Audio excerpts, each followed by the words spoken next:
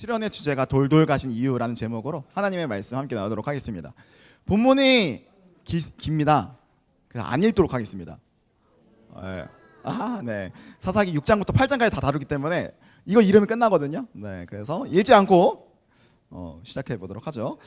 우리 수련의 주제가 돌돌 가십니다. 어떤 사람들은 돌산 갓김치다, 돌김이다, 막 이런 얘기 하는데요. 그렇지 않고요.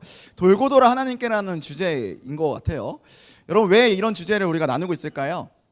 그 답이 가이드북에 있습니다. 여러분들 이번 가이드북 좀 디자인 좀 보셨나요? 네. 제가 이거 보고 딱 처음에 어떤 생각이 들었냐? 여러분 혹시 여호와의 증인의 파수대 아십니까? 그 여호와의 증인에서 만든 그 잡지가 있어 한번 보여주시죠. 네, 다음 슬라이드 한번 넘겨주시면 볼 겁니다. 네, 요게 좀 떠올랐다. 네, 이번에 재원이가 약간 2단 컨셉으로 좀 만든 것 같은데 너무 좋고요. 근데 이 가이드북이요, 뭐 디자인도 그렇지만 사실 이 가이드북의 핵심은 뒤에 있습니다. 우리 뒤편 한번 볼까요? 우리 채 선생님께서 써주신 이야기인데요. 제가 한번 읽어보도록 하겠습니다. 또 넘어졌다. 또 돌아왔다. 사사기, 그 끝없는 반복의 기록. 인간은 실수의 동물입니다. 결심은 작심삼일, 후회는 습관처럼. 우리는 왜 같은 실수를 반복하고 왜 또다시 같은 자리에 주저앉아 하나님을 향해 울부짖게 될까요? 사사기는 그런 이야기입니다. 이스라엘 백성은 하나님을 잊고 다른 신을 따르고 무너지고 고통 속에서 다시 하나님을 찾습니다. 그리고 다시 또다시 같은 실수를 반복합니다. 그들의 이야기가 낯설지 않은 이유, 그건 바로 땡땡, 우리의 이야기 땡땡이기 때문입니다. 이번 수련회에서 사사기 속 인물들과 그 시대의 순환을 들여다보며 오늘을 사는 우리 자신을 마주하려 합니다. 우리는 왜 망각하고 왜 회개하며 왜 다시 사랑을 선택해야만 하는 존재일까요? 사사기의 거울 앞에 선 지금 당신은 어떤 모습을 보고 있나요? 여러분, 이거 거의 설교 한 편 아닙니까? 네, 챗GPT가 이렇게 영성이 좋아요. 네, 이 정도로. 근데 우리는요, 이 마지막 문장에 이 사사기의 핵심이 다 담겨 있는 것 같습니다. 사사기의 거울 앞에 선 지금 당신은 어떤 모습을 보고 있나요? 맞습니다. 여러분, 사사기는요 역사서입니다. 교훈이나 어떤 감정을 전달한다기보다는 있는 사실 그 자체를 전달하고 있어요. 그리고 그걸 통해서 반면교사를 삼아라, 혹은 우리의 모습을 발견할 수 있는 것이죠. 자, 여러분께 질문 한번 던져볼게요. 여러분 매일 아침 거울 볼 때 어떤 생각이 드십니까? 아, 눈뽕! 이런 생각을 하십니까? 아니죠? 아마 거울을 보시면서 자신의 외모에 만족하시는 분들 꽤나 많으실 겁니다. 네. 그런데 여러분들의 내면을 거울 앞에 세운다면 여러분 어떤 생각을 하실 것 같으세요? 우리의 있는 모습 그대로를 보여주게 하는 거울이 바로 사사기입니다. 그래서 우리는 사사기를 통해서 우리의 피하고 싶은 내면, 우리의 민낯을 발견하게 되는 것이죠. 제가 최근에 한 좀 사회 현상을 좀 보고 좀 재밌었던 묵상이 하나 있었는데요. 제가 작년이 아니죠, 올해 겨울 수련회 때 시작으로 충주맨을 소개를 했습니다. 이처럼 제가 기억이 전혀 안 나시죠? 네, 이처럼 제가 서바이벌 프로 정말 좋아하거든요.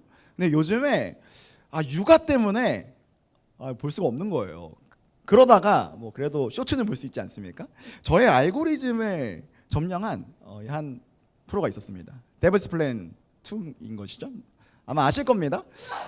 이 정중현 PD의 레전드 작품인 이 더 지니어스와 더불어서 이 데블스 플랜이 상당히 기대를 많이 받았는데 아마 이 쇼츠를 보신 분들, 오늘 한번 모르시는 분들 검색해 보세요. 완전 망했습니다. 망한 이유가 있죠. 소위 말해서 3혐이다 해서 3명의 인물 때문에 망했는데요. 그 다음 슬라이드요. 넘겨주시죠. 이 3명의 인물이 논란에 있었습니다. 저 맨 왼쪽에 있는 환승연에 나왔던 현규, 혜은이랑 남자친구였던 현규, 소희, 규현, 이 3명이 이제 이 프로그램을 완전 말아먹었어요. 그 이유가 있습니다. 보시면요, 이 소희랑 현규가 상당히 그래도 높은 순위까지 올라갔거든요. 근데 이 서바이벌의 백미는 뭐냐면 어떻게든 저 사람을 수단과 방법을 가리지 않고 이겨야 돼요. 그래야 이게 좀 성립이 되는 거거든요. 근데 이길 의지가 없는 거예요. 이 사람들의 온통 관심은요, 현규를 우승시켜주자. 근데 거기에 현규가요 또 논란이 되는 게 거의 뭐 이 소시오패스입니다. 이 사람이 진짜 막 수단과 방법을 오늘 쇼츠 가서 찾아보세요. 네, 보시면요 그게 확실하게 드러나는 거죠. 그래서 어떤 일이 벌어졌냐? 나락을 갔습니다. 진짜 나락갔고요. 특히 규현이 완전 나락을 가는 뭐 그런 상황들이 있었던 것이죠. 제가 뭐 요 쇼츠로 봤지만 저는 사실 쇼츠 볼 때 댓글 꼭 보거든요. 댓글이 너무 재밌더라고요. 근데 느낌이 많은 사람들이 긁혔어요. 진짜 긁혔어요. 이 반응이 그냥 한 사람 미워하는 정도가 아니라 진짜 찐으로 긁힌 거예요. 그래서 왜 이것을 긁혔을까 곰곰이 생각해 보니까요. 우리 내면에 있는 어떤 민낯을 이 프로그램을 통해서 본 거죠. 그래서 막 실제로 그 블로그 검색해 보니까 현규 소위 규현을 통해서 본 대한민국의 현실 막 이런 블로그 글도 있을 정도로 사람들이 우리 이런 사회 현상에 대해서 좀 살펴보게 된 것이죠. 수단과 방법을 가리지 않는 현규의 모습을 통해서 남을 끌어내리기 위해서 수단과 방법을 가리지 않는 우리의 어떤 그 모습들, 그리고 이 현규가 막 실제로 막 가스라이팅 하거든요. 규현도 막 가스라이팅 합니다. 다른 사람을 어떻게든 통제하고 싶어하는 그런 모습들이 이 데블스 플랜에 있었기 때문에 사람들이 많이 긁히지 않았나 그런 생각을 해보게 됩니다. 여러분 이 데블스 플랜처럼 사사기는 그런 책입니다. 우리의 민낯을 드러내고요, 우리 안에 있는 소위 말해서 진짜 제대로 읽으면 긁힙니다. 사사기 이렇게 생각을 해보면 많은 청년들하고 또 이번에 또 사사기 또 저희 리더들하고는 먼저 사사기 스터디를 좀 했거든요. 근데 나오는 이야기는 이거예요. 아니 도대체 얘는 뭐길래 왜 이거밖에 못해? 아니 그거 또 하나님이 또 기적도 보여주시고 또 사사도 보여주시면 아니 좀 회개해야 되지 않겠습니까? 근데 그게 얼마 가지 못해요. 이런 어떤 환멸까지 느껴지게 되는 것이죠. 그런데요, 니콜라스 윌터스토프라는 사람이요 이렇게 이야기를 합니다. 한번 다 같이 한번 읽어볼게요. 시작. 성경은 허위를 벗겨내는, 성경은요 우리 인간의 허위를 벗겨내는 폭로 기사입니다. 그러니까 다시 이야기하면 성경 디스패치란 얘기예요. 성경은 디스패치처럼 우리의 그 내면에 있는 하나하나의 그 본성들, 우리 내면 안에 있는 고쳐져야 되는 그 습성들, 이것들을 다 이야기하는 게 성경이라는 것이죠. 놀랍게도 하나님은요 우리 인간의 이 연약함을 그냥 넘어가지 않으십니다. 사사기뿐만 아니라요 다양한 성경책들, 그리고 여러분들의 신앙을 솔직하게 좀 돌아보자고요. 여러분의 인생 가운데에 다양한 그 연약함들, 그것을 굳이 다루시는 것이죠. 불편한 마음을 굳이 끄집어내십니다. 자, 그런데 그 과정에서 재밌는 것은요, 하나님은 우리의 결정을 존중하십니다. 어찌 보면 이거 우리 포기한 거 아니야? 라고 생각할 정도로. 자, 그런데 우리의 이 불완전함 가운데 존중으로 인정하고 일하고 계신다는 것이죠. 저는 오늘 이 사사기가요 우리의 내면에 있는 연약함들이 끄집어내지는 그런 본문이 됐으면 좋겠습니다. 그리하여서요 좀 오늘 좀 불편한 기도원의 모습들 볼 거거든요. 그것들 통해서 여러분 불편하셨으면 좋겠어요.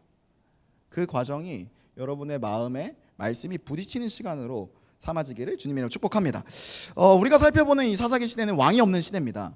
이 당시 이스라엘 왕이 없는 시대 너무 잘 알고 있죠. 근데 우리는 한 가지 기억해야 됩니다. 이스라엘도 하나님을 믿었습니다. 자, 그러나 그들의 신앙이 욕망으로 포장된 시대가 사사기인 것이죠. 똑같이 우리와 같이 하나님 믿었습니다. 그런데 이 욕망들, 내면 안에 있는 이 욕망들이 신앙으로 포장된 시대가 바로 사사기인 것이죠. 이스라엘의 유일한 왕인 하나님은 없고 자신이 왕인 시대가 바로 사사기인 것입니다.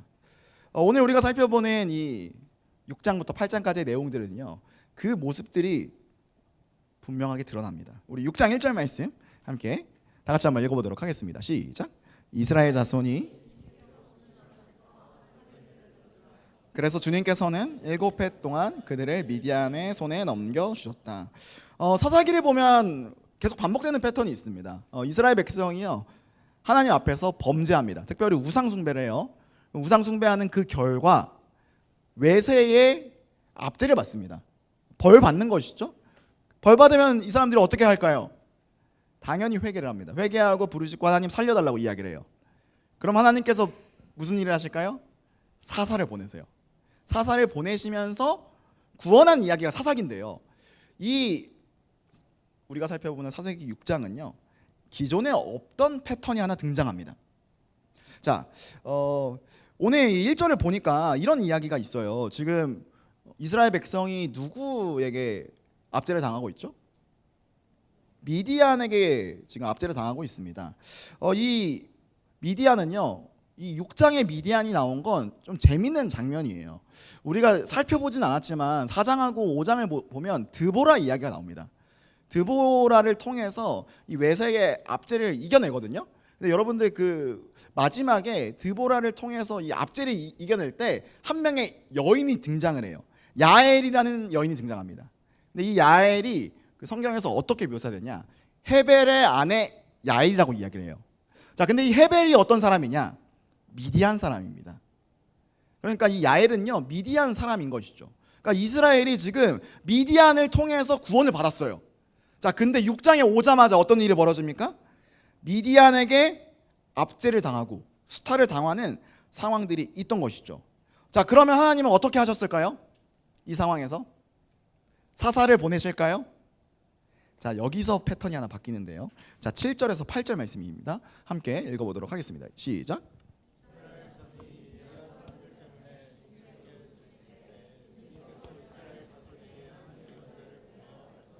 자, 지금 어떤 일이 벌어지죠? 사사를 보내는 게 아니라 예언자를 보내십니다. 운니엘, 에훗, 드보라까지는요 바로 사사를 보내서요. 근데 여기서부터 예언자를 보내시는 것이죠. 여러분, 왜 이런 패턴이 바뀔까요? 저는 이 이야기를 좀 해보고 싶어요. 여러분, 사사기는요 폭력의 시대입니다. 사사기 보면요 끊임없이 사람 죽이는 얘기만 나와요. 사실 오늘 요번 수련회 설교 대부분이요 우울한 이야기만 나옵니다. 왜냐하면 계속 사람 죽이는 얘기 나오거든요. 제가 이제 주일날 마지막 설교하는데 그때는요 연쇄 살인 사건 나와요. 그리고 뭐 이게 막 성범죄들이 막 엄청 있고 이런 것들을 하는데요. 이 폭력의 시대가 상징하는 게 있습니다. 이 폭력의 시대는 우리 시대의 이야기입니다. 우리 시대도요 이 사사기 때와 마찬가지로 압제와 어떤 착취의 구조가 우리 사회 가운데 있는 것이죠. 사실 눈에 보이는 착취 우리가 생각할 수는 없습니다.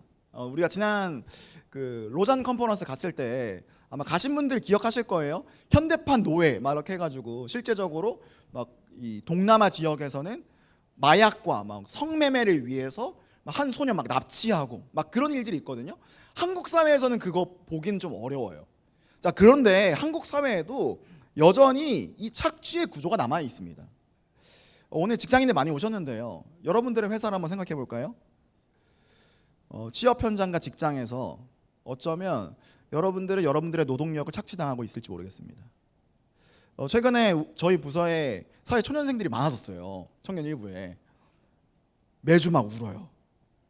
자기의 인격이 계속 착취당하고 있는 것이죠. 그뿐만일까요? 저는 이 현실이라는 단어가 우리를 착취하고 있는 것 같습니다. 이런 건 말들이 있죠. 내가 결혼하려면 쉬지 않고 일해야 돼.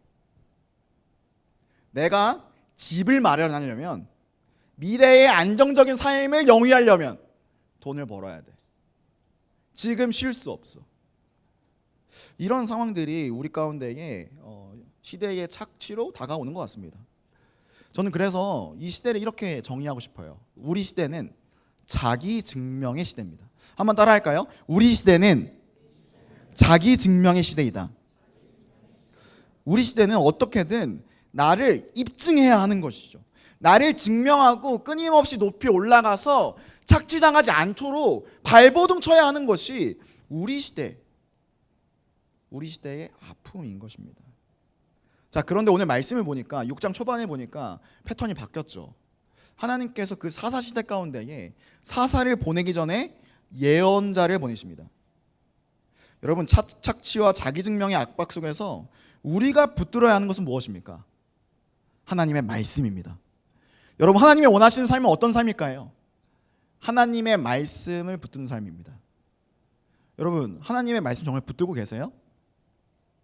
제가 그 어느 수련회보다 상당히 무겁게 시작하고 있는데요, 저 진짜 질문하고 싶어요. 하나님 말씀이 살아있고 하나님의 말씀이 여러분의 인생을 붙들고 있는 거 정말 믿으세요? 진짜 믿으세요? 오늘 그 얘기를 좀 다뤄보도록 하겠습니다. 먼저 한 질문 가지고 좀 이야기 좀 나누고 계속해서 좀 생각을 좀 정리해봤으면 좋겠는데요. 질문 한번 띄워주시죠. 당신은 지금 무엇을 증명해야 합니까? 이 시대 가운데에. 그리고 내가 증명하는 나의 삶의 압박감은 무엇입니까? 한번 적어보시고요. 옆에 있는 분들하고 잠깐 나누는 시간 갖도록 하겠습니다. 네, 좋습니다. 자, 이제 본격적으로 기도원 이야기를 살펴볼 텐데요. 여러분, 이 밈 아십니까? 그 네거티브 포지티브 이 밈 아세요? 모르는 사람이 있을 것 같아서 잠깐 영상 보도록 하죠. 복sắc 썼어. 너무 재밌네. 미쳤다. 포지티브 를 아시나요? 우리가 흔히 어떤 것을 극찬하거나 주접될 때, 와, 이 아이스크림 미쳤네, 와, 이 게임 미쳤네, 와, 이성현 얼굴 미쳤네 등 비속어를 사용하는 경우가 많잖아요. 그 비속어 뒤에 긍정적이라는 뜻을 가진 포지티브라는 영단어를 붙이는 밈인데요, 이 밈의 시초가 무엇인지 찾아보니 도저히 모르겠어 제가 몇 가지 추측을 해봤는데요, 첫 번째로 예전에 극찬을 하거나 주접될 때 자주 쓰던 와, 미친놈인가? 좋은 뜻에서 파생된 밈이 아닐까 하는 추측. 두 번째로는 예전에 짤방으로 유행했던 소개팅 영어 필런 짤 JPG에서 파생됐다는 추측 게스 2죠. 근데 이게 왜 유행이 됐는지 주변에 물어보니 누가 봐도 칭찬 의미로 쓰이는 건데 뒤에 설명을 붙이는 게 웃기잖아, 굳이 뒤에 설명하는 게 웃기잖아, 그리고 너는 이미 예전부터 유행하던 걸 왜 이제서야 들고 오는 거야, 미친놈이네, 포스티 팩트 등 정말 많은 의견들이 있었는데요. 자, 그렇다면 이걸 어떻게 활용하느냐? 비속어를 쓰면서 칭찬을 한 뒤 뒤에 포지티브라는 영단어를 붙여주시기만 하면 되는데요. 상혜님 너무 웃겨요, 도라이 같음, 포스티브. 이렇게요? 응, 맞음. 님 설명 너무 유익해, 미친, 포스티브. 잘하네. 상혜님 키 졸라 작고 대가리 졸라 커요, 포스티브. 야, 그렇게 쓰는 거 이런 밈입니다. 이게 요즘에 막 좀 유행하고 있는데요. 저는 그 성경 보면서도 이런 거 느낄 때가 좀 많아요. 우리가 성경을요, 상당히 포지티브하게 봅니다. 성경에 나와 있는 거 웬만하면 좋은 내용으로 들어요. 여러분, 기도원 좋은 놈일까요? 나쁜 놈일까요? 제가 대학교 다닐 때요, 이런 교수님이 있었어요. 항상 베드로 좋은 놈, 나쁜 놈, 세례요한 좋은 놈, 나쁜 놈, 이런 교수님이 계셨습니다. 여러분, 기도원 포지티브일까요? 네거티브일까요? 상당히 애매합니다. 자, 히브리서는 이렇게 이야기를 하고 있거든요. 사실 좀 이 양반이 오늘 좀 살펴보면 이상한 걸 좀 느낄 텐데요. 히브리서 11장 32절이에요. 한번 다 같이 한번 읽어볼게요. 시작. 내가 무슨 말을 더 하겠습니까? 기드온, 바락, 삼손, 입다, 다윗, 사무엘, 그리고 예언자들을 두고 말하려면 시간이 모자랄 터이니 말입니다. 사사기는요, 믿음의 선진들을 히브리서 11장은 믿음의 선진들을 다루고 있습니다. 그 명단에 지금 누가 들어가 있죠? 기드온, 삼손, 입다, 다윗, 사무엘, 블라블라 막 이렇게 들어가 있거든요. 어쩌면 기도원 믿음의 선진 맞지 생각을 할 수 있어요. 자, 근데 우리가 명단에 보면 조금 물음표가 좀 생기지 않습니까? 삼손, 여러분 어떠세요? 애매하지 않습니까? 입다 어떠세요? 우리가 요번 수련회에서 다루진 않지만요, 입다 요 양반도 엉망이거든요. 뭔가 좀 이상한 것이죠. 히브리서는 좀 이렇게 이해하시면 좋을 것 같아요. 히브리서 11장에 나오는 이야기는 이스라엘이 어떻게 하나님의 나라로 성장해 갔는가, 그리고 이스라엘에서 시작된 그 복음이 어떻게 우리에게까지 오게 됐는가, 이 이야기를 하고 있는 것이죠. 그 관점에서 기드온, 삼손, 입다는 하나님의 계획 안에서 중요한 인물들 맞습니다. 자, 그런데 사사기는요, 오늘 읽었던 이 사사기는 기드온의 민낯, 기드온의 연약함을 보여주고 있습니다. 네거티브, 이런 것이죠. 자, 저는 오늘 기드온의 모습에서 우리의 모습을 좀 발견할 수 있는데요, 한 3가지 정도로 좀 살펴볼 수 있을 것 같습니다. 첫 번째는요, 기드온에서 발견되는 우리의 모습은 무엇이냐, 바로 자기 연민입니다. 저는 기드온 생각하면요, 아마 자기 연민과 소심함의 대명사가 아닐까 생각되는 것이죠. 자, 6장 11절 말씀입니다. 한번 다 같이 한번 읽어볼게요. 시작. 주의 천사가 아비에셀 사람 요아스의 땅 오브라에 있는 상수리 나무 아래에 와서 앉았다. 그때 요아스의 아들 기드온은 미디안 사람들에게 들키지 않으려고 포도주 틀에서 몰래 밀 이삭 타작하고 있었다. 자, 지금 장면이 이렇습니다. 기드온이 처음으로 성경에 등장하는 장면이에요. 자, 그때 이 기드온이라는 사람이 지금 타작을 하고 있습니다. 밀 수확을 하고 있는 것이죠. 자, 그런데 이 밀 수확을 하는 이 과정이 좀 독특합니다. 두 가지가 독특한데요. 하나는요, 미디안 사람들에게 들키지 않으려고, 아마 그 당시의 시대상이 담겨져 있는 것 같습니다. 미디안에게 압제되는 상황, 이걸 좀 담고 있는 것 같죠. 근데 또 한 가지 이상한 거, 포도주 틀에서 타작을 합니다. 여러분, 이것 좀 이상하지 않습니까? 뭐 숨어서 타작했다, 뭐 오케이, 그것까지 오케이인데 밀 타작을 하는데 왜 포도주가 나오냐? 제가 사진을 한번 좀 보여드릴게요. 이게 포도주 틀입니다. 지금 실제로 이스라엘 가면 포도주 틀이 이런 식으로 돼 있는데요. 여기서 지금 밀 타작을 하고 있는 것이죠. 아마 밀 타작 여러분 어떻게 하는지 아십니까? 원래는요, 그 도리깨라고 하죠. 약간 이런 도구가 있어요. 그 시골 가면 여기에 이렇게 새 갈고리 달려가지고, 또 제가 시골 선생님께 잘 알거든요. 땅바닥에다가 밀 이삭을 싹 깔아놔. 그런 다음에 이렇게 하는 거예요. 이렇게. 밀 타작이라고요. 기본적으로 넓은 데가 필요해요. 혹은 이 당시에는요, 타작 썰매가 있었습니다. 넓은 데다가요, 밀을 쫙 깔아놔요. 그러면 이제 소랑 나귀가 어떤 썰매 같은 걸 끌고 가면 그게 지나간 자리에 밀이 까지는 거예요. 자, 근데 지금 어떤 상황입니까? 포도주 틀, 좁은 데서, 지금 사진이 좀 넓게 나왔는데요, 상당히 좁습니다.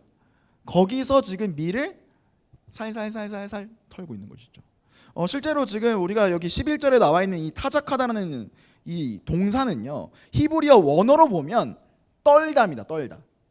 살살살살살 조용히 떨고 있는 것이죠. 이 기드온은요, 이 모습으로 상징되는 모습이 있습니다. 지금 기드온은 소심함을 넘어서 자신의 삶애가 너무 커서 시대적 상황에 눌려서 쪼그라든 상태가 바로 기드온의 상황인 것이죠. 자, 그런 기드온에게 하나님이 찾아오셔서 이런 이야기를 하십니다. 12절 말씀인데요, 함께 다 같이 한번 읽도록 하겠습니다. 시작. 여호와의 사자여 기드온에게 나타나 이르되 큰 용사여. 자, 하나님께서 뭐라고 말씀하시죠? 큰 용사여, 여호와께서 너와 함께 하신다. 이 구절을요, 히브리어 원어 그대로 번역하면요, 이런 뜻이에요. 여호와께서 너와 함께 하신다. 큰 용사여. 여러분, 사실 기드온은요, 큰 용사가 아닙니다. 우리가 11절에서 봤듯이 지금 완전히 소심쟁이였고요, 자기 연민에 빠져 있는 사람입니다. 여러분, 이 큰 용사여라는 대답을, 그 음성을 들었을 때 기드온이 여러분 어떻게 반응했을 것 같으세요? 아마 좀 원망이 있지 않았겠습니까? 하나님, 제가 뭐 저라고 뭐 이렇게 살고 싶습니까? 미디안에게 압제당하는 이 상황들 제가 숨을 수밖에 없잖아요. 자, 그래서 기드온이요, 이 하나님의 부르심에 이렇게 이야기합니다. 15절 말씀이에요. 함께 읽어보도록 할게요. 시작. 그러나 기드온이 그에게 대답하되 오 주여, 내가 무엇으로 이스라엘을 구원하리이까? 보소서, 나의 집 므낫세 중에 극히 약하고 나는 내 아버지 집에서. 하나님이 큰 용사라고 하니까 답변이 뭐예요? 하나님, 저희 집은요 기본적으로 작습니다. 그리고 그 집에서도 저는 작은 자예요. 우리가 이따가 뒤에 살펴보겠지만 기드온은요 부자였습니다. 기드온네요 부자예요. 이따가 보시면 그 기드온의 아버지가요, 그 바알과 아사렐 상을 소유하고 있거든요. 그래서 막 소도 소유하고 있어요. 진짜 가난하고 약한 집이었으면요 소 없습니다. 그리고 바알과 아세라 소유할 수도 없어요. 기드온 부자입니다. 근데 지금 뭐라고 평가하고 있죠? 나의 집은 작습니다. 그리고 나는 그곳에서도 작은 사람입니다. 여러분, 지금 기드온의 문제가 무엇입니까? 자기 연민에 빠져 있는 것이죠. 사랑하는 여러분, 이러한 이 기드온의 인생 가운데에 하나님의 축복이 있습니다. 우리 16절 말씀 한번 다 같이 한번 읽어볼게요. 함께 있습니다. 시작. 여호와께서 그에게 이르시되 내가 반드시 너와 함께하리니 내가 미디안 사람 치기를 한 사람을 치듯 하리라 하시니라. 사랑하는 여러분, 하나님이 지금 기드온에게 특별하게 찾아오십니다. 그런데 이 특별한 찾아옴은요, 기드온을 향한 마음이기도 하지만 이스라엘을 향한 하나님의 마음입니다.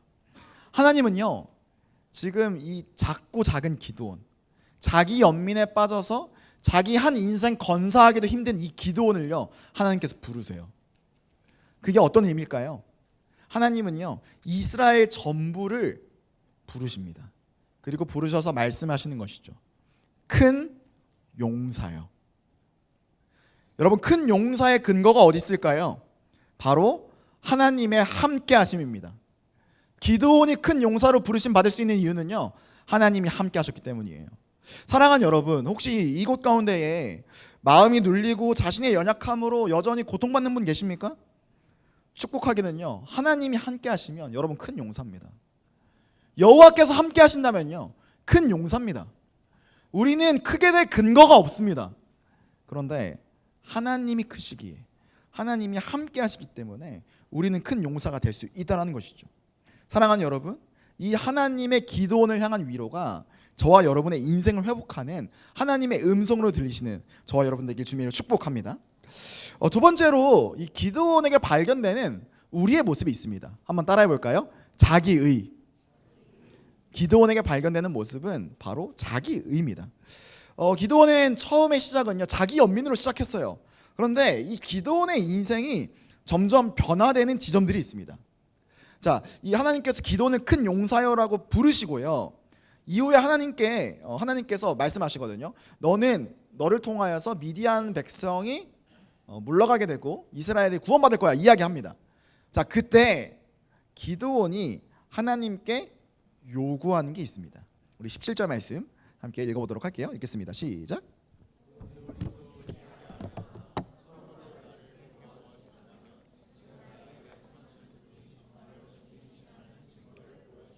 지금 뭐를 요구하고 있죠? 증거를 보여달라고 하고 있습니다. 여러분, 기드온은요, 지금 하나님에게 자기 증명을 요구하고 있는 겁니다. 자, 그런데요, 놀랍게도요, 하나님께서요, 그걸 들어주세요. 어떠냐? 일단 하나님이요, 기드온한테 말씀하십니다. 너 고기랑 무교병 가져와. 그리고 바위에 놓으라고 이야기하십니다. 그리고 나서 거기다가 국물을 부으라고 해요. 좀 이상하죠? 자, 21절 말씀 함께 읽어볼게요. 함께 읽겠습니다. 시작. 주님의 천사가 손에 든 지팡이 끝을 내밀어 고기와 누룩 넣지 않은 빵에 댔다. 그러자 불이 바위에 나와서 고기와 누룩 넣지 않은 빵을, 이 상황이 좀 이해되시죠? 지금 떡과 고기가 완전히 젖어버렸습니다. 탈 수 없는 상황이에요. 자, 근데 하나님께서 지금 증거 보여달라니까 어떻게 하셨다고요? 불살라 버렸다고요. 여러분, 이거 생각나는 좀 장면 있지 않습니까? 엘리야 생각나지 않으세요? 엘리야가요, 바알과 아세라 선지자들 이길 때요, 그 갈멜산에서 했던 전투가 바로 이런 방식이에요. 그 제단을 쌓고요, 먼저 물을 붓습니다. 그리고 나서 어떤 일이 있죠? 불이 떨어집니다. 하나님의 살아계심을 지금 분명하게 보여주고 있는 것이죠. 자, 그래서 하나님께서는요, 이 살아계심을 보여주시고 25절에 이런 말씀을 하십니다. 함께 읽겠습니다. 시작. 그날 밤에 여호와께서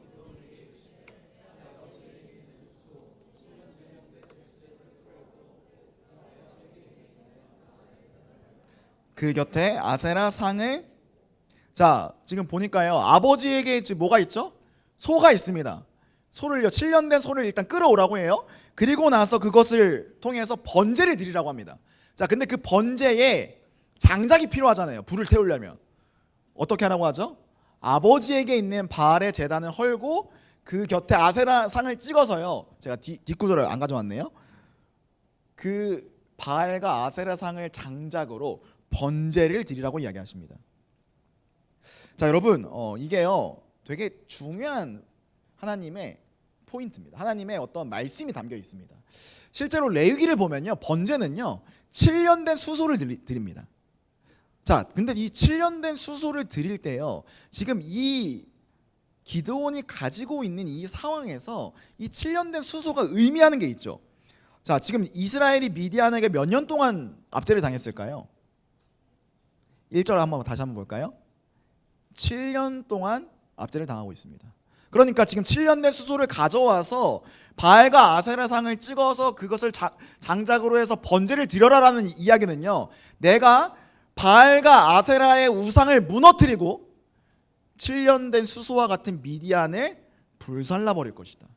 너희를 구원할 것이다. 하나님께서 지금 보여주고 있는 것이죠. 하나님께서는요 지금 반복적으로 기드온에게 용기를 주십니다. 자, 그리고 어떤 상황이 올까요? 실제로 기드온은요 이 말씀을 믿고 바알과 아세라를 찍어버립니다. 베어버린다고요. 32절 말씀입니다. 함께 읽어보도록 하겠습니다. 시작. 그래서 그날 사람들은 기드온을 여롯바알이라고 불렀다.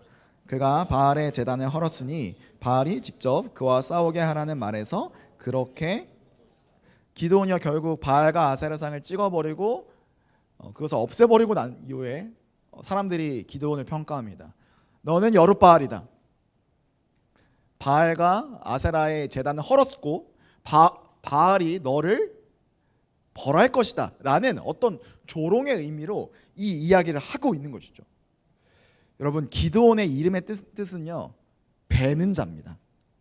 기드온은 자기 이름의 그대로 우상을 베어버렸고 바알을 이겨버렸다는 여룻바알이 된 것이죠. 여러분 어떠합니까? 기드온은 자기 증명에서 실패한 자기 연민에 빠져버린 인생입니다. 자, 그런데 그 기드온이요 바알이 이겼다고요. 자기를 증명했다고요. 자, 문제는요 이 자기 증명을 성공하자 그에게 찾아오는 유혹이 있습니다. 이제 이 자기 증명을 통해서 자신을 드러내는 방식으로 기드온의 삶이 역전되게 되는 것이죠. 하나님께서 이제 미디안을 치라고 기드온에게 말씀하십니다. 자, 그런데 36절에 이런 이야기를 해요. 함께 읽어보도록 하겠습니다. 시작. 기드온이 하나님께 아뢰었다. 참으로 주님께서는 말씀하신 대로 나를 시켜서 이스라엘을 구하시려고 하십니다. 여러분 말투가 좀 그렇지 않습니까? 싹퉁바가지가 없어요. 에? 하나님 저 통해서 진짜 미디안 이기려고 하시는 거예요?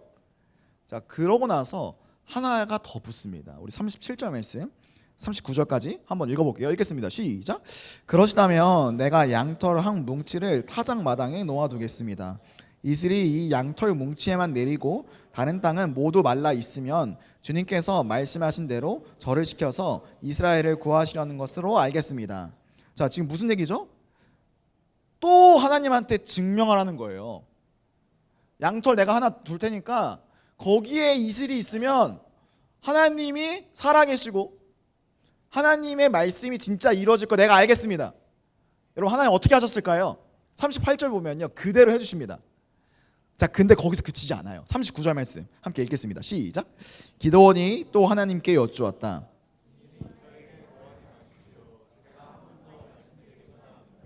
양털 뭉치로 한 번만 더 시험하게 하여 보게 하여 주십시오.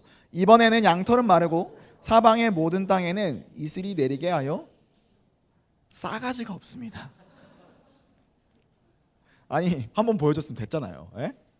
근데 이번에는 그 반대로 하라고? 여러분 이 기드온의 이 모습이 점점 변질되는 장면들이 오고 있는 것이죠. 이 장면에요 충격적인 한 가지 포인트가 하나 더 있습니다. 기드온이요 원래는요 초반에 하나님을 만났을 때는 이렇게 하나님을 표현합니다. 13절 말씀 한번 볼까요? 함께 읽어볼게요. 시작. 기드온이 그에게 대답하되 오 나의 주여 여호와께서 우리와 함께 계시면. 기드온이 처음에는요 하나님을 여호와로 표현합니다. 자, 그런데 39절 37절 보니까요 하나님을 여호와로 표현하지 않아요. 지금 우리가 이거 한글 성경으로 봐서 조금 이게 안 와닿는데요. 원래 원문으로 보면 엘로힘이라고 쓰여 있어요. 이 엘로힘이라는 단어는 뭐냐면요 하나님을 표현하는 단어이기도 하지만 신을 표현하는 보통 명사입니다. 그러니까 지금 이 기드온이요 하나님을 여호와라고 부르지 않고 엘로힘으로 부르고 있다고요. 이 여호와에 담겨 있는 표현에 그 뜻이 있습니다. 여호와는요 하나님 나의 주여, 이스라엘과 하나님의 어떤 긴밀한 관계를 보여주는 표현입니다.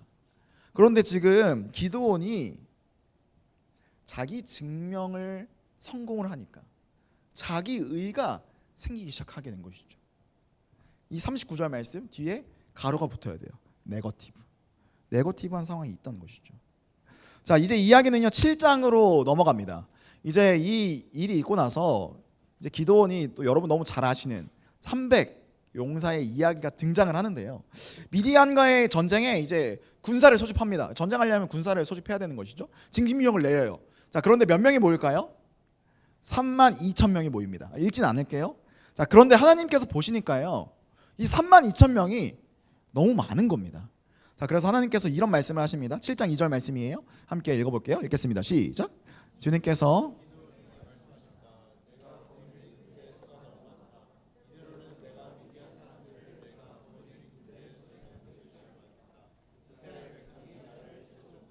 제가 힘이 세어서 이긴 줄 알고 스스로 자랑할까 염려된다. 하나님께서는요 이 32,000명 모인 것을 보고 경계하시는 게 있어요. 야, 너희가 32,000명 가지고 미디안 이기면 너희 약간 자기 의가 드러날 텐데, 자기 증명에 성공하면 너희 조금 변질될 것 같은데. 자, 그래서 하나님께서 명령하십니다. 쫄리는 놈들 다 집으로 꺼져. 두려운 사람들 다 돌아가. 몇 명 돌아갈까요? 22,000명 돌아갑니다. 22,000명 돌아가고 10,000명 남은 거예요. 자, 그런데 10,000명도요 하나님이 보시기에 많은 것이죠. 자, 그래서 4절 말씀입니다.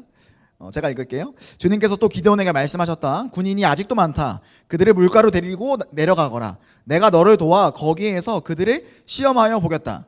5절 말씀 함께 읽습니다. 시작. 기드온이 군대를 물가로 데리고 내려가니 주님께서 기드온에게 이렇게 일러주셨다. 개가 핥는 것처럼 혀로 물을 핥는 사람과 무릎을 꿇고 물을 마시는 사람을 모두 구별하여 세워라. 자, 그리고 그 결과 핥아먹은 사람이 몇 명일까요? 이거 주일학교 나왔으면 다 아실 텐데 몇 명입니까? 300명인 것이죠. 어떤 신학자들은요 이걸 이렇게 이야기합니다. 무릎 꿇고 먹은 9,700명. 이 양반들은 전쟁에 나갈 준비가 안 되어 있다. 아니 뭐 이 전쟁 나갈 때 언제든지 적이 오면 준비를 해야 되는데 무릎을 꿇어? 이거 안 돼. 이래서 하나님이 선택 안 했다. 이렇게 이야기하는 사람도 있는데요. 저는 그거 아니라고 생각하거든요. 하나님은요 일부러 적은 수를 택하신 겁니다. 무릎 꿇는 사람이 300명이었어도 하나님은 300명을 선택하셨을 거예요. 이것을 통해서 하나님께서 말씀하고 싶었던 건 무엇일까요? 이 전쟁은 너의 능력으로 이기는 전쟁이 아니라는 거예요. 나의 손이 강하게 임하지 않으면 이 전쟁 이길 수 없다라고 이야기합니다. 자, 여러분, 근데 문제는요 이 과정에서 기드온의 자아가 점점 비대해집니다. 우리 16절하고 18절 말씀, 기드온의 이 300명을 통한 전략인데요. 한번 읽어보도록 할게요. 읽겠습니다. 시작. 그는 300명을 세 부대로 나누고 각 사람에게 나팔과 빈 항아리를 손에 들려주었다. 빈 항아리 속에는 횃불을 감추었다. 그리고 이렇게 지시하였다. 너희는 나를 보고 있다가 내가 하는 대로 하여라. 내가 적진의 끝으로 가서 하는 대로 따라하여라. 나와 우리 부대가 함께 나팔을 불면 너희도 적진의 사방에서 나팔을 불면서 주님 만세, 기드온 만세하고 외쳐라. 여러분, 여기에 뭔가 붙으면 안 되는 말이 하나 붙어 있지 않습니까? 기드온 만세는 빼야 맞지 않아요? 신앙의 눈으로. 자, 문제는요 이것을 실행하는 300명의 용사들은 더 나갑니다. 우리 20절 말씀 한번 읽어볼게요. 함께 읽겠습니다. 시작. 세 부대가 모두 나팔을 불며 단지를 깨고 왼손에는 횃불을 들고 오른손에는 나팔을 들고 불면서 주님의 칼이다, 기드온의 칼이다 하고 외쳤다. 원래 외쳐야 되는 그 단어 뭡니까? 만세 아닙니까? 근데 지금 칼을 이야기하고 있다고요. 어떤 신학자들은 이걸 이렇게 이야기해요. 이 사람들이 지금 폭력을 정당화하고 있다. 여러분, 이 장면을 통해서 우리가 발견할 수 있는 게 있어요. 하나님께서는요 경계하셨던 게 있습니다. 내가 힘세서 이 전쟁 이기는 거 아니야.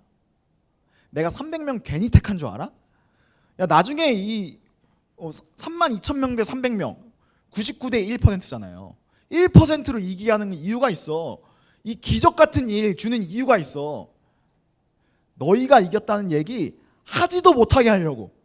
이거 진짜 하나님의 붙드심 아니면 설명 안 되는 거라고. 이거 알려주려고 하나님께서 300명 선택하신 거거든요. 자, 그런데 무슨 일이 벌어지고 있죠?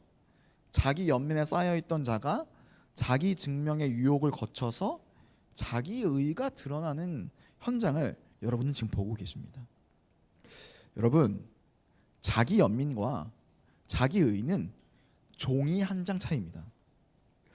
자기 증명을 해내지 못하면 자기 연민이고요. 자기 증명을 해내면 그게 자기 의입니다. 자기 연민은 무엇입니까? 나는 끝났어. 이것밖에 안 돼. 우리 집은 작은 집이고요. 저는 작은 자입니다. 이게 자기 연민이라고요. 자, 그런데 그런 상태에서 자기 증명을 하면요, 자기 의가 드러나기 시작합니다. 야, 너 왜 그것밖에 못해? 나 이 정도 하는데. 야, 나 이 정도 나 잘하거든? 근데 너는 왜 그 정도 기준을 도달하지 못해? 자기 의가 드러나면요, 남을 정죄하기 마련입니다. 여러분, 왜 그렇습니까? 불안해서 그렇습니다. 안심하고 싶어서 그런 겁니다. 언제 사라질지 모르는 이 자기의, 자기 증명의 한계. 그래서 타인을 지적하면서 내가 옳은 사람이 되려고 발버둥 치는 거라고요. 자, 그런데 자기 연민은요, 반대로 누군가 자기 의를 들이밉니다. 실패자가 되어버리는 것이죠. 진정한 평가는 사람의 평가가 아닙니다.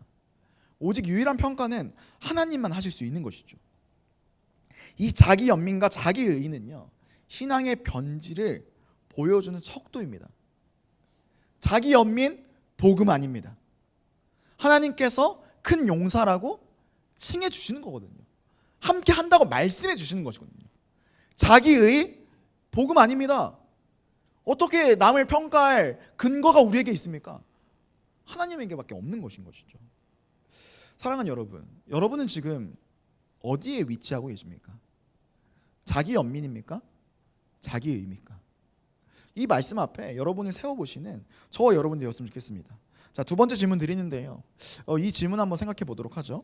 내가 위치한 자리는 어디입니까? 자기 연민에 있습니까? 자기 의에 있습니까? 기드온이라는 거울에 비친 나의 모습은 무엇입니까?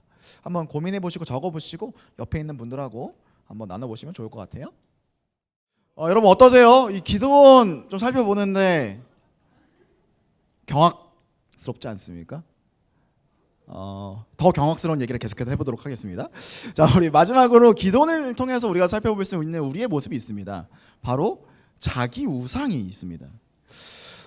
이 자기 의와 자기 연민이 극대화된 자아를 통해서 우리는 하나님을 발견할 수 있는데요, 바로 자기가 우상화되는 과정들을 보게 되는 것이죠. 우리는 방금 자기 의의 단서들을 봤습니다. 기드온 만세, 기드온의 칼. 자, 그런데 여기서 한 가지가 더 심화되는 장면이 나옵니다. 우리 8장 4절 말씀 함께 읽어보도록 하겠습니다. 시작. 기드온이 그가 거느리는 군사 300명과 함께 요단강을 건너 지친 몸이지만, 여러분 이게 지금 어떤 상황이냐면요, 전쟁은요 7장에서 끝났습니다. 근데 지금 8장에 어떤 일이 있죠? 기드온이요, 자기가 거느리는 군사 300명과 함께 지친 몸이지만 계속 적들을 추격하고 있는 것이죠. 여러분 지금 군사들을 집에 돌려보내지 않고 있습니다. 노동력 착취죠. 그뿐만입니까? 이게 좀 쎄한 장면인데요, 원래 이 300명의 용사들은, 300명의 군사들은 하나님께서 부르신 군사들입니다. 기드온이 거느린 군사가 아니라고요. 근데 지금 성경은요, 기드온이 이 군사들을 거느렸다고 나와요. 자, 그리고 나서 또 계속해서 나오는 장면이 좀 이런데요, 8장 5절부터 7절까지의 말씀입니다. 함께 읽어보겠습니다. 시작. 기드온은 숫곳에 이르렀을 때에 그곳 사람들에게 사정하였다. 나를 따르는 군인들이 지쳤으니 그들에게 빵덩어리를 좀 주십시오. 나는 미디안의 두 왕 세바와 살문나를 추격하고 있습니다.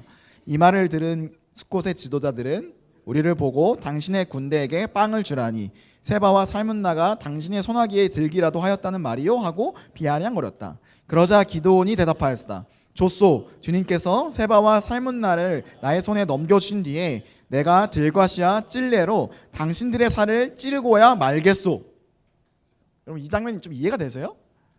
기드온이요 300명하고 지친 몸 이끌고 가다 보니까 배가 고픈 겁니다. 그래서 숫꽃이라는 곳에 와가지고 그 사람들한테 얘기하는 거예요. 빵 내놔. 삥 뜯는 겁니다. 빵 내놔. 근데 이 사람들이요, 야 너희 진짜 이긴 거 맞아? 안 믿기는데? 기드온 뭐라고 말합니까? 나중에 돌아와서 너희 다 죽여버린다. 지금 그 이야기를 하고 있는 것이죠. 실제로 이 숫꽃과 그 바로 뒤에 분우의 사람들도 똑같은 상황들이 있거든요. 기드온이 세바와 살문나 죽이고 나서 실제로 이 사람들 와서 죽입니다. 처음으로 자신의 동족을 죽인 사사가 바로 기드온이에요.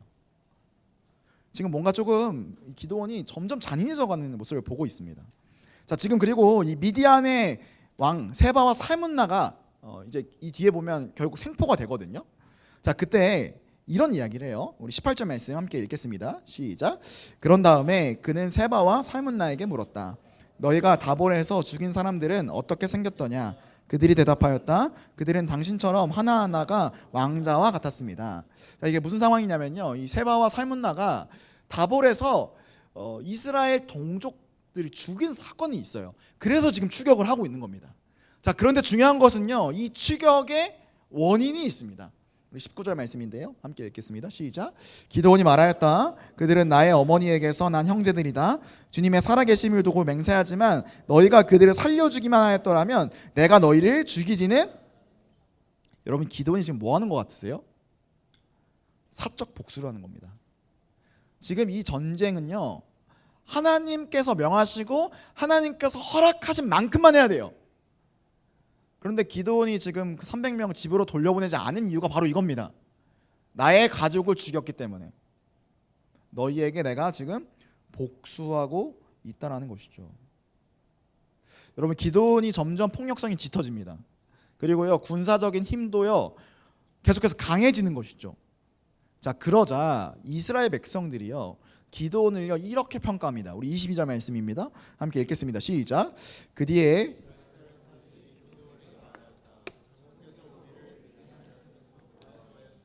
장군께서 우리를 다스리시고 대를 이어 아들과 손자가 우리를 다스리게 하여 주십시오.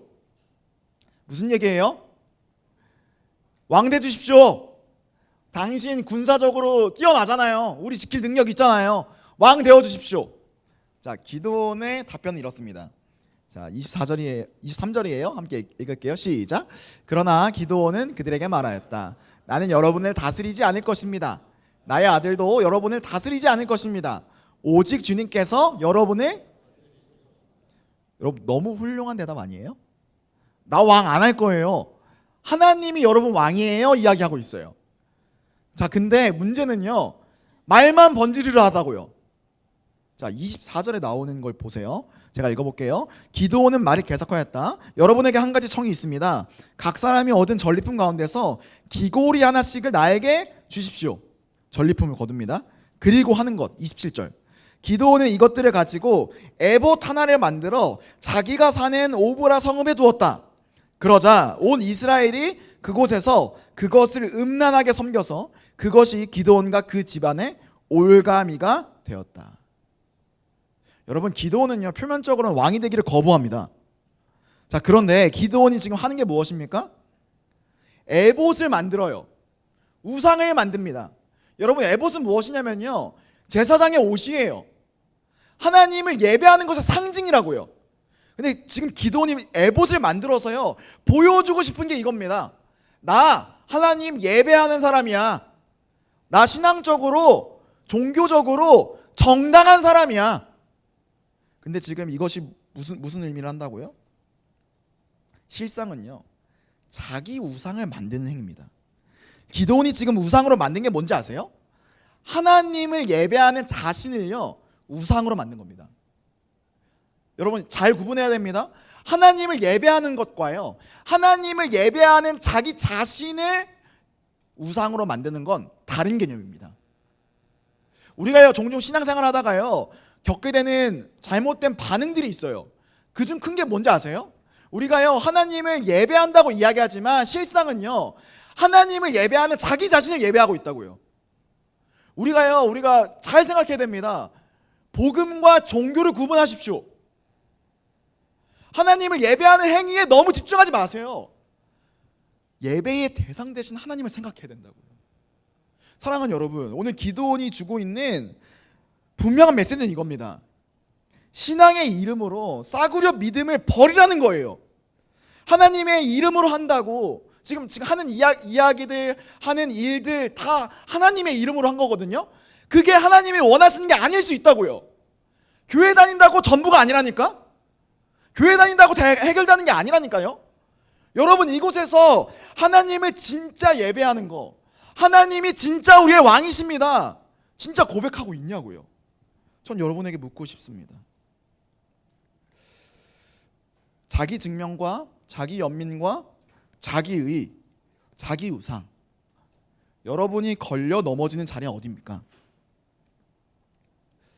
우리 주님은요 이 자기만을 위한 신앙의 모습을 두고요 제자들에게 이렇게 이야기하십니다. 마태복음 16장 24절 말씀이에요. 함께 읽어볼게요. 시작. 그때에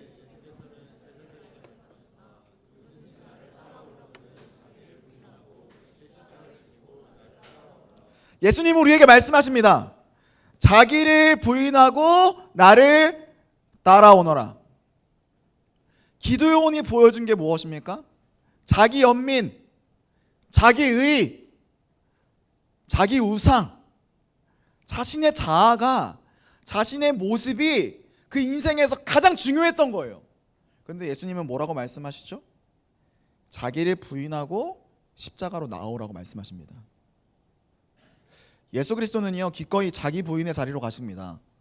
우리에게 요청하시는 이 이야기를요 자신이 먼저 보여주십니다. 빌립보서 2장 5절부터 9절까지의 말씀인데요, 한번 예수님이 어떤 분이신지 생각해 보면서 한번 읽어보도록 하겠습니다. 시작. 여러분 안에 이 마음을 품으십시오. 그것은 곧 그리스도 예수의 마음이기도 합니다. 그는 하나님의 모습을 지니셨으나 하나님과 동등함을 당연하게 생각하지 않으시고 오히려 자기를 비워서 종의 모습을 취하시고 사람과 같이 되셨습니다. 그는 사람의 모양으로 나타나셔서 자기를 낮추시고 죽기까지 순종하셨으니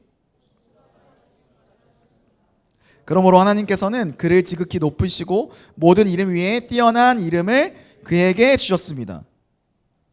여러분, 기도원의 실패가 우리에게 말해주는 게 있습니다. 내가 왕이 되면 망하고요, 예수의 승리는 내가 비워지면 진정한 왕이 세워진다라는 사실을 보여줍니다. 여러분께 좀 질문 던지고 싶어요. 여러분, 이 말씀 앞에 여러분은 어떤 마음으로 살아가고 계십니까? 자기 부인의 삶 하실 수 있겠습니까? 진짜 갈 수 있으세요? 여러분, 이 시대가 우리에게 끊임없이 요구하죠. 자기 증명해라. 여러분, 이 시대의 유혹 앞에서 하나님 선택하실 수 있겠습니까? 여러분, 이스라엘은요 가나안 오기 전에 광야에 있었잖아요. 그죠? 광야에서는요 선택지가 없었습니다. 당장 살려면 하나님 선택해야 되는 거라고요. 근데 지금 가나안 오니까 선택지가 너무 많아지는 것이죠. 하나님도 선택할 수 있고 바알이나 아세라 선택할 수 있고 자기 자신을 선택할 수 있습니다. 하나님 오늘 기도원의 이야기를 통해서 여러분에게 묻고 계세요. 너 선택할 게 참 많지? 너 하나님 선택할 수 있겠니? 여러분, 그렇게 하실 수 있겠어요? 이제 좀 설교를 좀 마무리 해볼게요. K의 목사님 특, 제가 생각해보니까 이번에 이 말씀 보면서 K의 목사님 특이 있습니다. 좀 분위기를 풀어보고자 마무리한다고 하면서 마무리하지 않는다. K 목사님 특. 여기 한 가지 있고요. K 목사님 특. 영화나 드라마 스포한다. 오늘 제가 했죠. 네. K 목사님 특. 자꾸 자기 자녀 이야기를 한다. 제가 오늘 그걸 다 해보려고 합니다. 제가요 새벽에 이야기 좀 해볼게요. 여러분 너무 좋아하시는 그 요구가 많아요. 스토리 좀 많이 올려달라. 저 SNS 안 하는 사람인데 올리기 힘든데 그래도 좀 노력하고 있는데요. 그래서 이 설교 시간에 좀 소개를 하도록 하겠습니다. 새벽일을 제가 최근에 키우면서 느끼는 게 한 가지 있어요. 새벽이 너무 빨리 커요. 제가 이 수련회 와 있어서 너무 좋긴 한데요. 안 좋은 게 딱 한 가지 있는데 새벽이가 최근에 그 크는 속도가 급하게 가속도 됐거든요. 이제 걱정이 되는 거예요. 이제 한 3박 4일 이렇게 밖에 있으면 이 친구가 얼마나 또 커 있을까. 지난주에 있었던 일입니다. 이제 이 새벽이가 그래도 조금 사람 구실을 한다고 목을 가누기 시작했어요. 그래서 이 장족의 발전이거든요. 근데 이 목을 가누면서 할 수 있는 게 있습니다. 이게 뭐냐면 견인 반응인데요. 영상 한번 보여주시죠. 일로 와봐. 엄마랑 또 놀아보자. 자, 너가 잘하는 거. 자, 옳지. 옳지. 옳지. 오구구구. 여러분 이게 별거 아닌 것 같죠? 어우, 신나. 못 가누면요 이게 안 됩니다. 그리고 지금 누구세요? 옳지. 보시면 아시겠지만 손을 아주 잘했어. 잡고 너무 자기의 신나지? 힘으로 너무 사실은 재밌지, 올라오는 아주 그냥. 거거든요. 또 해볼까? 또 해볼 제가 거야? 이 영상을 오구구구구. 아내로부터 전달받고 오, 너무 억울한 거예요. 어제 못했는데 왜 오늘 하는 거지? 어제 못했는데? 자, 그래서 제가 퇴근을 하고 직관을 했습니다. 자, 해보는 거야. 자, 올라와. 옳지. 우와. 아이고, 아이가 이거 무너졌어. 아이고, 괜찮니 다리? 확 무너졌는데 방금? 원하면 한 번 더 해드리지요. One more time. One more time. 다리 쩍벌하면 올 수 없어. 더. 한 판 더. 다리를 여기다 이렇게 딱 껴. 자, 올라와봐 어디 한번. 와볼 수 있으면 와보시지. 힘 빠졌어 이제. 별거 아닌 것 같죠? 일어나진 못해. 이게 못 앉아만 가누면요 있을 수 있어요. 목이 빠집니다. 팔도 빠져요. 근데 얘가 힘이 생기니까 이게 되는 것이죠. 자, 근데 제가 저 이거 너무 신기해가지고 이제 카메라 치우고 실제로 해봤거든요.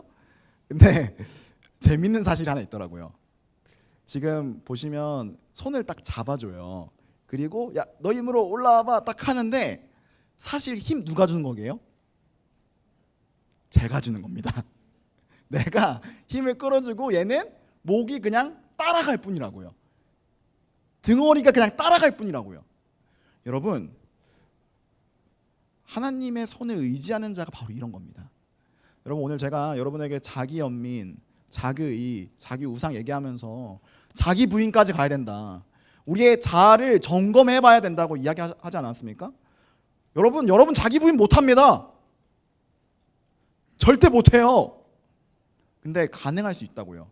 하나님이 견인해 주실 때, 저게 실제로 견인 반응입니다. 견인 반응을 해주실 때 하나님께서 손을 잡아주시고 힘을 줘주시면 가능하다는 것이죠. 진짜 설교 마무리하면서 한 이야기만 해볼게요. 반주해 주시고요. 이 기도원 이야기를 마무리하면서 여러분이 기억해야 될 기도원 이야기에 가장 결정적인 장면이 있습니다. 7장에 보면 이제 미디안을 침공하기 하루 전이에요. 그럼 기도원 어땠을까요? 그 마음이. 자기 증명이 조금씩 돼가고 있지만 300명으로 전쟁터 나가는 거? 그거 죽으러 가는 겁니다. 여러분 두렵지 않겠어요? 저 도망갈 것 같은데요? 아니, 내 삶은 소중하잖아요. 아무리 내가 사사라도. 자, 근데 하나님께서 이 기도원에게 격려와 위로를 해주세요. 자, 9절에서 10절 말씀이에요. 한번 눈으로 보시죠. 그날 밤 주님께서 기도원에게 말씀하셨다. 너는 일어나서 적진으로 쳐 내려가거라. 좀 강하네요, 워딩이. 쳐 내려가거라. 내가 그들을 너의 손에 넘겨주겠다. 내가 쳐 내려가기가 두려우면 너의 부와 부라 함께 먼저 적진으로 내려가 보아라. 적진에 가보라는 것이죠. 한 가지 사인을 주시기 위해서요. 자, 그런데 그때 이런 이야기가 들립니다. 13절에서 14절이에요. 한 목소리로 한번 읽어볼까요? 읽겠습니다. 시작. 기드온이 그곳에 이르렀을 때에 마침 한 병사가 자기가 꿈꾼 이야기를 친구에게 하고 있었다. 내가 꿈을 꾸었는데 보리빵 한 덩어리가 보리한 진으로 굴러들어와 장막에 이르러서 그 장막을 쳐서 뒤엎으니 그만 막이 쓰러지고 말았다네 하고 말하니까 꿈 이야기를 들은 그 친구가 말하였다. 그것은 다름이 아니라 이스라엘 사람 요아스의 아들인 기드온의 칼이 틀림없네. 하나님이 미디안과 그 모든 진을 그의 손에 넘기신다는 거네. 여러분 이 꿈이 뭐예요? 미디안 진에 보리빵, 이게 좀 순화되는데 보리떡, 그 보잘것없는 게 지금 굴러 떨어진 겁니다. 자, 근데 하나님께서 격려하시죠. 그 보리빵은 기도원의 칼이야. 여러분 이게 기도원 메시지의 핵심입니다. 여러분 기도원은요 보리떡 같은 인생입니다. 자기 연민을 극복할 수도 없어요. 자기 증명에서 자기의 자아가 커져도 자기 의를 드러낼 수 있는 존재가 아닙니다. 왜냐고요? 보리떡이잖아요. 능력이 없다고요. 그런데 하나님이 그의 손을 잡아주시고 견인해 주시는 거죠. 보리떡 같은 기도원, 내가 너를 통해서 일할 거야. 사랑하는 여러분, 당신은 보리떡입니다. 당신은 보리빵같이 하찮은 존재입니다. 그런데 하나님께서 여러분의 인생을 지금 손잡아주고 계시다고요. 부모이신 하나님께서 여러분의 인생을 지금 붙들고 계십니다. 사랑하는 여러분, 주님이 우리 인생의 진짜 왕이십니다. 믿으십니까? 그게 어떻게 가능하냐고요. 주님, 내가 보리떡입니다. 주님, 내가 아무것도 할 수 없는 갓난 아기와 같은 보리떡 같은 존재입니다. 이것을 인정할 때 가능한 것입니다. 사랑하는 여러분, 우리가 지난 한 달, 두 달 계속 나눴던 찬양이죠. 주님만이 왕이십니다. 여러분 이 찬양이요 진짜 인생의 고백이 되었으면 좋겠습니다. 그냥 찬양으로 드리는 고백이 아니라 주님 제가 보리떡입니다. 주님 왕이십니다. 이렇게 진짜 고백하는 저와 여러분이 되었으면 좋겠네요. 우리 이 시간 우리 그 마음을 가지고 잠깐 자리에서 일어나 볼까요? 우리 자기 우상을 벗어납시다. 예배하는 나를 벗어나자고요. 하나님 예배하는 것으로 시선을 돌려봅시다. 이 믿음의 고백으로 함께 우리의 인생의 고백을 주님께 올려드립시다.